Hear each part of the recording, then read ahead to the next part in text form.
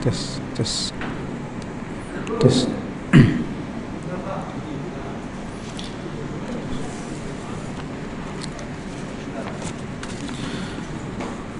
A'udzubillahi minasyaitonirrajim. Bismillahirrahmanirrahim. Alhamdulillahi rabbil alamin. Nahmaluhu wa nasta'inu wa nastahdihi wa nastaghfiruh. ونعوذ بالله من شرور أنفسنا ومن سيئات أعمالنا من يهده الله فلا مضل له ومن يضلله فلا هادي له أشهد أن لا إله إلا الله وحده لا شريك له وأشهد أن سيدنا محمدا عبده ورسوله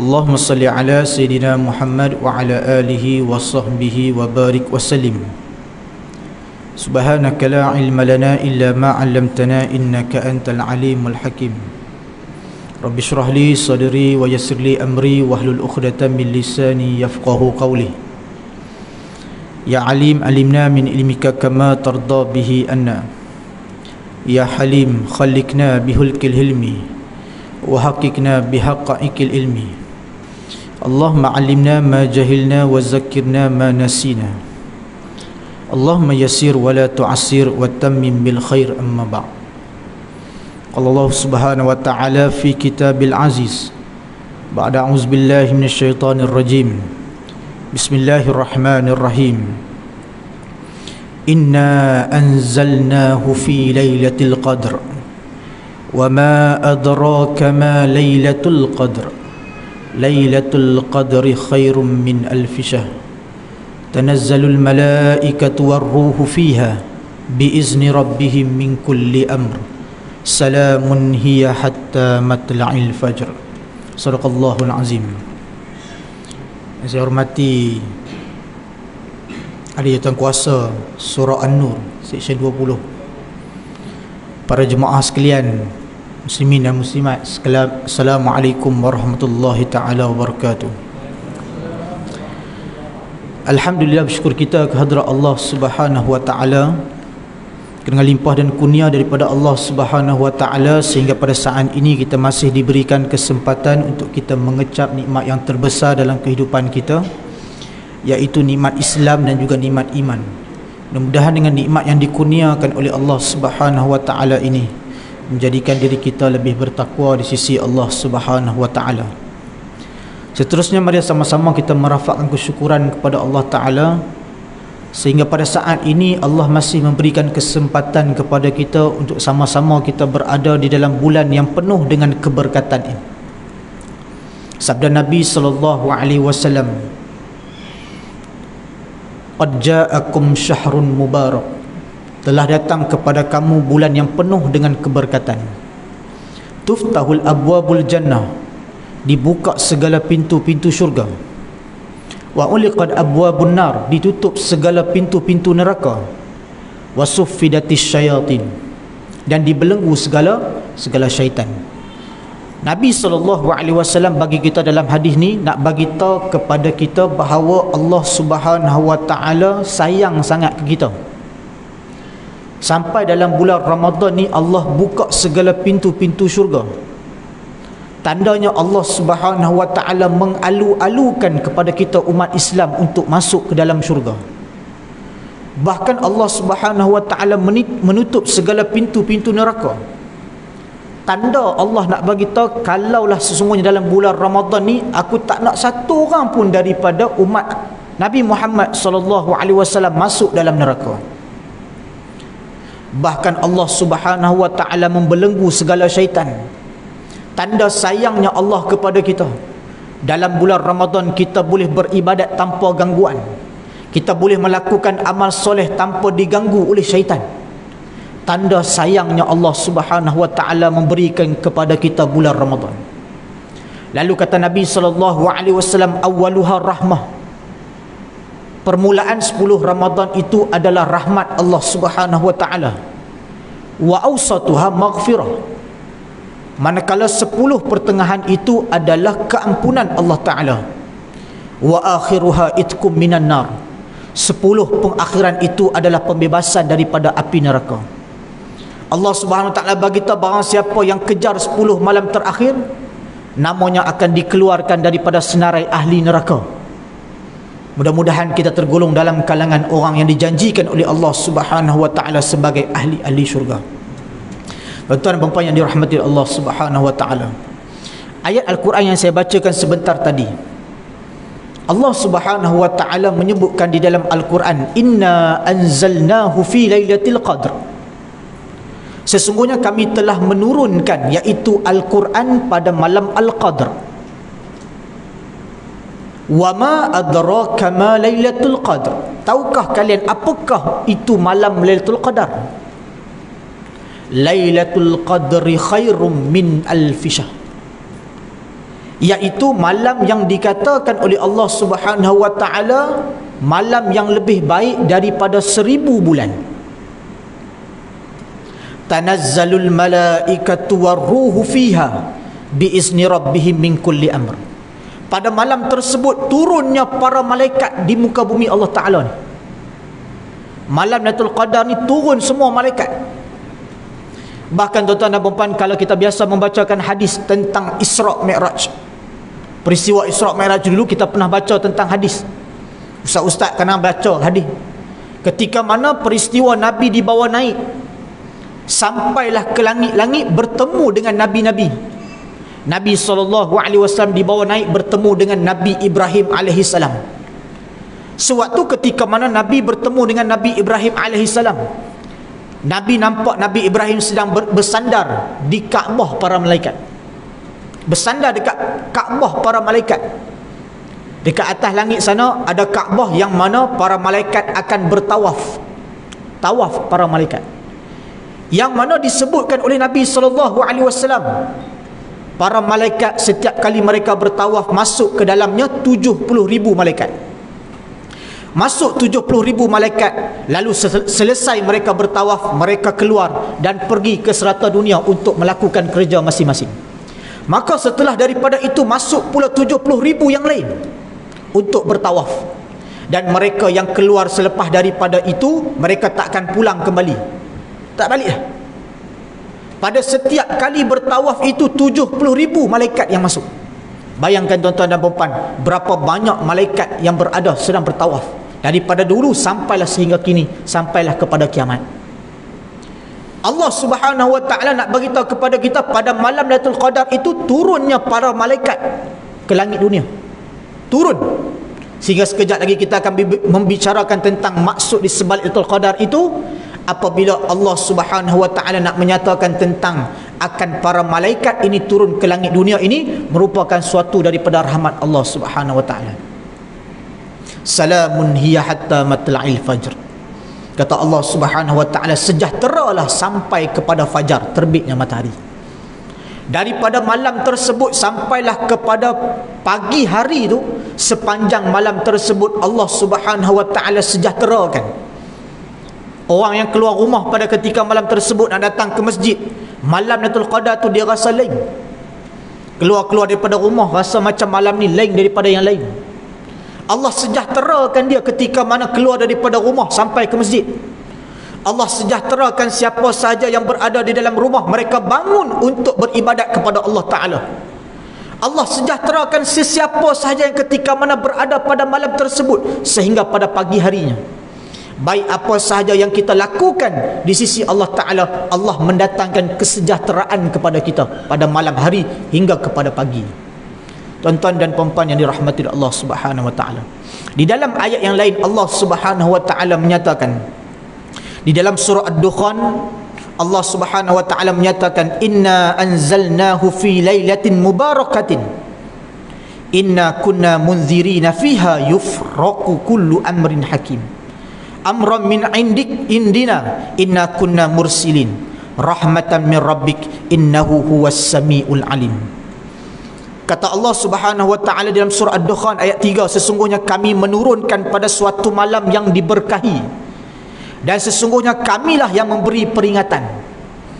Allah bagi tahu dalam ayat yang ketika mana kita baca sebentar tadi, inna anzalnahu fi lailatul qadr.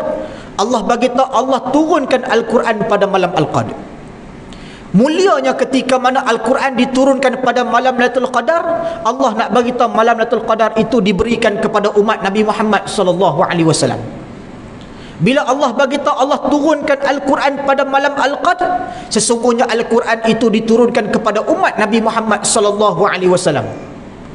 Allah turunkan pada malam hari tersebut, tandanya Allah nak bagi tahu kecintaan Allah Taala. Allah muliakan umat Nabi Muhammad sallallahu alaihi wasallam. Lalu ketika mana Allah menyatakan di dalam ayat ni, pada malam itu dijelaskan segala urusan yang penuh dengan hikmah. Maksud di sebalik Lailatul Qadar, para ulama membahaskan ketika mana maksud kepada perkataan Lailatul Qadar itu, atau maksud di sebalik malam Lailatul Qadar itu adalah, yang pertamanya adalah malam yang diagungkan oleh Allah Ta'ala. Allah mengagungkan pada malam tersebut. Yang pertama, keagungan itu apabila Allah menurunkan Al-Quran padanya.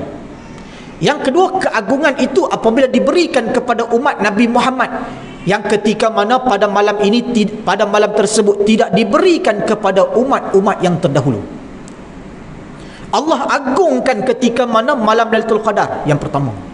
Yang kedua, ulama sebut kenapa Allah Subhanahu wa taala kenapa Allah Subhanahu wa taala menghadiahkan kepada kita Lailatul Qadar? Kerana pada malam hari tersebut disebut sebagai malam yang sempit. Sempit kerana apa? Sempit kerana seluruh daripada para malaikat turun ke langit Allah, ke langit dunia ini untuk memohon keampunan kepada Allah Ta'ala, kepada siapa yang meminta ampun. Malam tu tuan-tuan dan puan-puan, malaikat turun penuh di mana-mana sahaja, sehinggalah ulama sebut dikatakan malam yang sempit kerana sempitnya penuh dengan malaikat. Kita ni manusia sikit, malaikat turun pada malam Lailatul Qadar penuh ni, kita tak nampak. Kalau kita nampak, nescaya ramai daripada kita pakat keluar minta ampun kepada Allah Ta'ala. Yang tidur sanggup bangun minta ampun kepada Allah Ta'ala. Yang sedang bawa kereta berhenti minta doa kepada Allah Ta'ala. Yang ketika mana buat apa sahaja pada ketika tu, dia nampak malaikat yang penuh ni, dia akan bangun minta ampun kepada Allah Ta'ala. Tetapi Allah Subhanahu wa Ta'ala tak menampakkan kepada kita perkara-perkara gaib ini. Tuan-tuan dan puan-puan yang dirahmati oleh Allah Subhanahu wa Ta'ala, kalau kita cakap tentang Lailatul Qadar ini, apa yang perlu kita buat? Betul kan? Ustaz, malam Lailatul Qadar datang, apa yang perlu kita buat? Kita biasa dah mendengar tiap-tiap tahun, tuan-tuan dan puan-puan. Perkara ni tiap-tiap tahun kita dengar. Lailatul Qadar sebut tiap-tiap tahun, ustaz datang cerita tiap-tiap tahun. Tapi berapa ramai yang tiap-tiap tahun tu dia buat benda yang sama. Bahkan pada tahun-tahun yang selebih-lebih lepas daripada itu, dia menambah gandakan, berlipat kali gandakan amalan dia pada malam Lailatul Qadar. Kita hari ini bagi peringatan. Saya datang nak memberi peringatan kepada diri saya dan juga kepada tuan-tuan dan puan-puan. Mudah-mudahan kita mendapat manfaat di sisi Allah Subhanahu wa Ta'ala.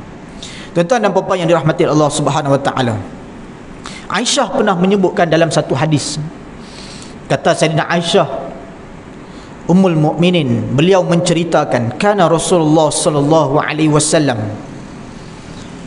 katanya, adapun pada 10 malam yang terakhir, iza dakhala al-ashru wa akhiru min Ramadan,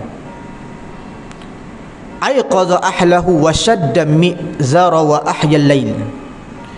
Pada 10 malam terakhir Ramadan, baginda Nabi SAW akan membangunkan ahli keluarga dia.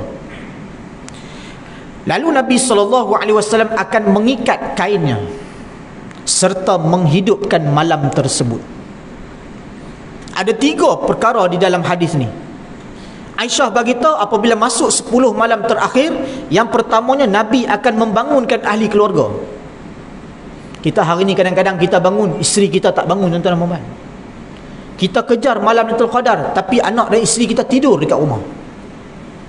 Kita bangun pukul 4 pagi, kita mandi-mandi, kemudian kita start motor atau kereta, kita datang surau.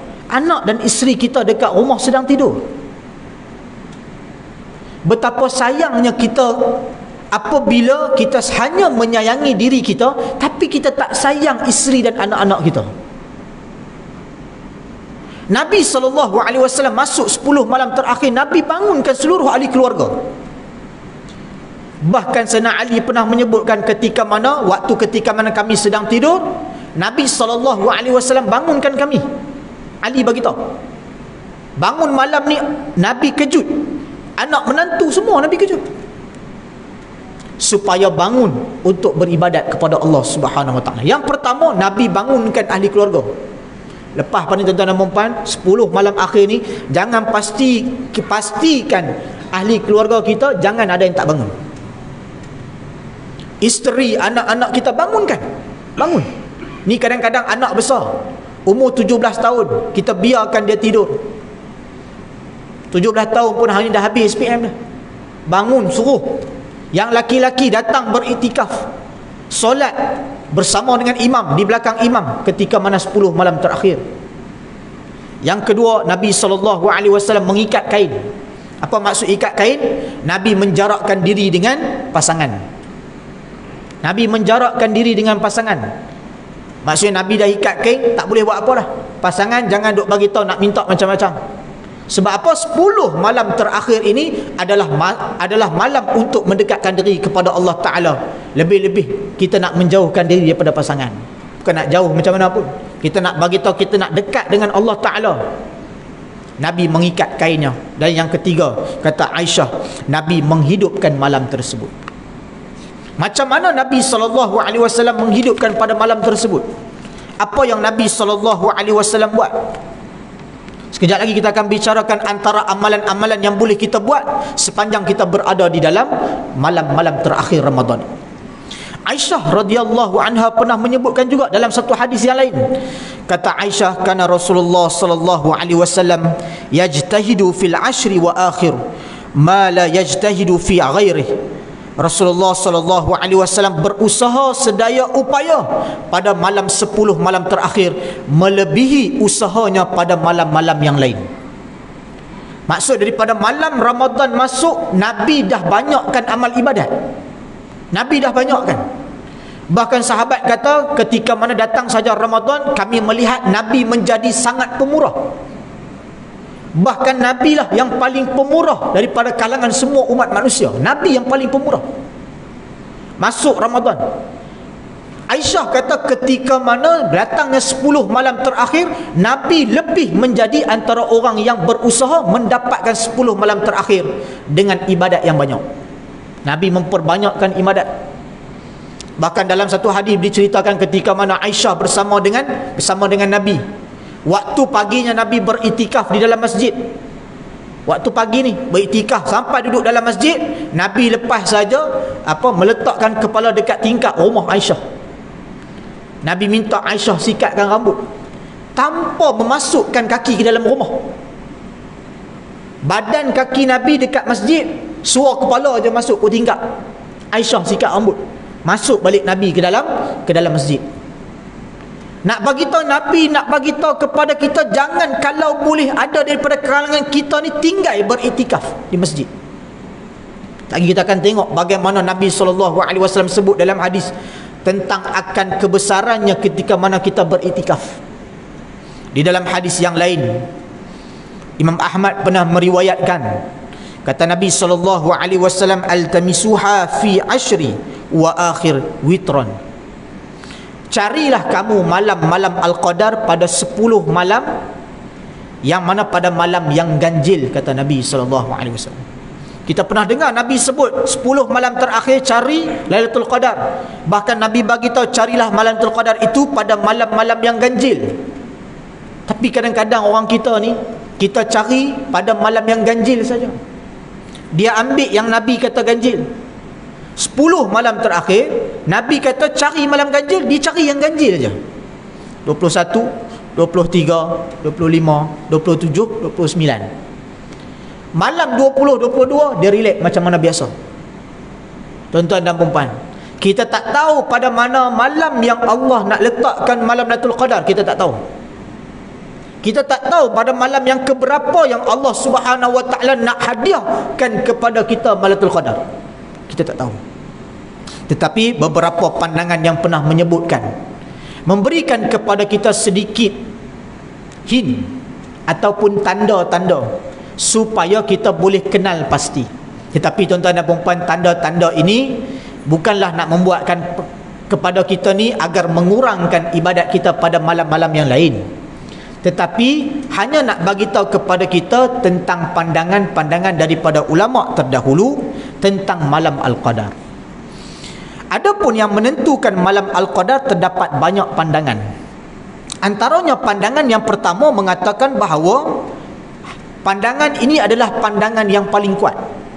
Pandangan yang paling kuat, iaitu yang mengatakan bahawa sesungguhnya malam Al-Qadar itu berlaku pada malam 27 Ramadan. 27 Ramadan. Antara mereka yang banyak menyatakan seperti mana berikut adalah mengikut daripada Ibnu Ka'ab radhiyallahu anhu, katanya, demi Allah sesungguhnya Ibnu Mas'ud telah meyakinkan bahawa malam Al-Qadar berada pada bulan Ramadan dan jatuh pada malam ke-7. Akan tetapi beliau enggan memberitahu kepada kami malam yang tepat kerana bimbangkan kamu tidak lagi berusaha mencarinya. Seorang sahabat Nabi bernama Ibnu Mas'ud. Ibnu Mas'ud ni tuan-tuan dan puan-puan, Nabi SAW iktiraf diri dia tu sangat duduk pada kedudukan yang tinggi. Ibnu Mas'ud ni orang dia kurus. Kaki dia tu pula kering. Kita panggil kurus kering. Kan? Kurus kering. Satu hari Ibnu Mas'ud ni dia panjat nak ambil buah tamar. Waktu dia panjat nak ambil buah tamar tu, tiba-tiba terselok seluar dia tu nampak betis. Betis dia kering. Cik. Sahabat yang tengok pada ketika tu dia gelak. Dia kata gelak lah sebab nampak kurus keringnya betis Ibnu Mas'ud. Waktu ketika mana Nabi tanya dekat sahabat, kenapa kamu gelak? Kami gelak sebab tengok betis dia tu kecil. Lalu kata Nabi SAW, demi Allah wallahi, kalau sekiranya ditimbang betis Ibnu Mas'ud dengan bukit Uhud, kata Nabi, nescaya timbangan pada kaki Ibnu Mas'ud lebih berat berbanding dengan bukit Uhud. Nabi sebut kat sahabat, demi Allah, betis Ibnu Mas'ud kalaulah ditimbang bersama dengan bukit Uhud, nescaya lebih berat pada timbangan betis Ibnu Mas'ud berbanding dengan bukit Uhud. Maksudnya apa? Ni kaki orang ibadat. Kaki orang yang solat ni lebih berat berbanding dengan bukit Uhud. Ibnu Mas'ud ni dia pernah kata bahawa sesungguhnya pada malam Lailatul Qadar ini jatuh pada malam 27 Ramadan. Dia kata, aku khawatir kalau aku bagi tahu dekat orang tak cari dah pada malam-malam yang lain. Tu Ibnu Mas'ud. Adapun pandangan daripada yang lain mengatakan bahawa daripada riwayat Muawiyah radhiyallahu anhu yang bermaksud bahawa Nabi SAW telah bersabda bahawa malam Al-Qadar berlaku pada malam yang ke-27. Nabi ni sebut ada banyak riwayat. Yang pertama Nabi sebut riwayat kata malam 27 ni adalah malam Lailatul Qadar. Riwayat ini disokong oleh Ibnu Abbas radhiyallahu anhu yang mengatakan bahawa Al-Qadar mempunyai 30 perkataan. Surah Al-Qadar kita duk baca tadi kan, inna anzalnahu fi lailatul qadr. Nanti balik boleh pergi kira tuan-tuan dan puan, boleh buka Quran kira. Surah Al-Qadr ni ada 30 perkataan. Perkataan yang ke-27, salamun hiya hatta matla'il fajr. 3 tu kita tak kira belakang. Hiya tu jatuh pada perkataan yang ke-27. Sebab apa? Salamun hiya bermaksud sejahteralah pada malam Al-Qadr itu. Hiya itu dibalikkan kepada Al-Qadr. Dibalikkan kepada Al-Qadr, jatuhnya pada perkataan yang ke-27. Jadi bermaksud Al-Qadar itu berlaku pada malam ke-27. Ini pandangan. Dan yang ketiga iaitu riwayat daripada Imam Ahmad meriwayatkan sebuah hadis daripada Ibnu Umar radhiyallahu anhu yang bermaksud sesiapa yang mencari malam Al-Qadar hendaklah dia mencarinya pada malam ke-27. Carilah kamu malam Al-Qadar pada malam yang ke-27. Ibnu Umar sebut, carilah kamu malam Al-Qadar pada malam 27. Pandangan mengenai 27 ni paling kuat. Adapun pandangan-pandangan yang lain menyatakan carilah pada malam yang ke-23, cari malam pada yang 21, 25 dan sebagainya. Tetapi pandangan yang mengatakan pada malam 27 itu lebih kuat. Sebab tu tuan-tuan dan puan boleh tengok orang Arab lebih-lebih lagi dekat Mekah. Siapa biasa pergi Mekah 10 malam terakhir, okay, boleh tengok bagaimana suasana orang mendapatkan malam Lailatul Qadar. Saya pernah pergi, alhamdulillah. Saya pernah dapat 10 malam terakhir di Mekah, beraya di Madinah. Sampai malam 27, malam 28 baru pergi. Pagi 28 tu bergerak pergi ke Madinah. Alhamdulillah malam 27 di Masjidil Haram. Allah Rabbi, tengok dia punya lautan manusia tu ramai sangat. Sampai ada yang solat atas jalan. Kita semayang tarawih ni biasa, hari-hari biasa di Masjidil Haram boleh duduk sampai dataran. Jaranglah sampai ke jalan. 10 malam, jangan 10 malam terakhir, malam 27 Ramadan tu orang solat sampai ke jalan, sampai ke depan hotel. Hotel tu. Hotel tu pula lebih kurang 200 meter ke sana tu penuh dengan orang semayang atas jalan. Siapa yang keluar daripada waktu isyak, daripada Masjidil Haram, lepas daripada tarawih, dia balik sekejap, lepas pada tu nak masuk balik, tak dapat. Solat di jalan lah jawab dia. Ramai sangat, ramai. Lepas daripada malam 27 Ramadan, subuh tu orang pakat balik. Lepas tu dah mula kurang sikit lah orang malam 28. Sebab apa? Orang sana semua berpandangan bahawa mereka berpegang kepada malam Lailatul Qadar itu jatuh pada tanggal 27 Ramadan. Itu yang paling kuat. Tapi pandangan ni bila kita terima, janganlah kita kata oh 27, malam 27 aku lagi banyak, malam yang lain tak, jangan. Tapi mungkin kita boleh tambah dan lipat kali gandakan lagi. Carilah pada 10 malam terakhir. Siapa yang memburu pada 10 malam terakhir, insya-Allah dia akan dapat malam Lailatul Qadar. Okey. Tuan-tuan dan puan-puan yang dirahmati Allah Subhanahu wa taala. Apakah amalan yang perlu kita lakukan sepanjang berada pada malam Al-Qadar? Sampai pukul apa? Sepatutnya habis dah. Okey, sekejap sikit. Apakah amalan yang perlu kita buat pada malam Lailatul Qadar? Yang pertama iaitu solat malam. Kata Nabi SAW, man qama Lailatul Qadr imanan wa ihtisaban ghufira lahu ma taqaddama min dzambih. Barang siapa yang membangunkan malam Lailatul Qadar dengan penuh keimanan dan mengharapkan pahala daripada Allah Subhanahu wa taala, diampunkan segala dosa-dosanya yang telah lalu. Bangun malam Lailatul Qadar. Bangun apa antara kita buat? Kita kena bangun bertahajud. Bangun malam ni, solat malam ni bermula daripada mana? Daripada waktu isyak. Guru saya sebut bermulanya Lailatul Qadar tu pada maghrib. Jadi tuan-tuan dan puan-puan, yang pertama jangan terlepas solat fardu maghrib jemaah, jangan terlepas. Kemudian solat isyak, fardu isyak secara berjemaah. Kemudian kita solat tarawih bersama dengan imam. Kita tutup solat tarawih kita bersama dengan imam dengan witir 3 rakaat bersama dengan imam. Nabi sebut siapa yang solat bersama dengan imam ditutup dengan witir 3 rakaat bersama dengan imam, baginya seumpama pahala dia mengerjakan ibadat malam sepanjang malam, kata Nabi. Jangan tinggal solat witir bersama dengan imam. Jangan lepas 8 rakaat kita pergi belakang, jangan lepas 8 rakaat kita balik, jangan. Semayang witir dengan imam. Sekalipun kita ibadat dekat rumah, sekejap lagi nak tambah, kita tambah kemudian tak apa. Tak perlu dah. Sebab apa? Tidak ada 2 witir dalam satu malam, kata Nabi. Solat bersama dengan imam, balik sekejap lagi boleh buat apa? Tak apa. Jangan tinggal witir bersama dengan imam. Kemudian itu yang pertama, bangunkan solat malam kita. Lepas kita tidur, ada yang datang beriktikaf di masjid atau surau, tak ada masalah. Ada yang ketika mana duduk di rumah, dia bangunkan solat malam di rumah, tak ada masalah. Tapi kalau ada program di masjid, surau, apa salah kita datang? Balik ke rumah, kemudian kita nak bangun amal ibadat kepada Allah Ta'ala. Yang pertama, solat tahajud. Solat tahajud jangan tinggal, tuan-tuan. Jangan tinggal solat tahajud. Tahajud ni besar pahala dia.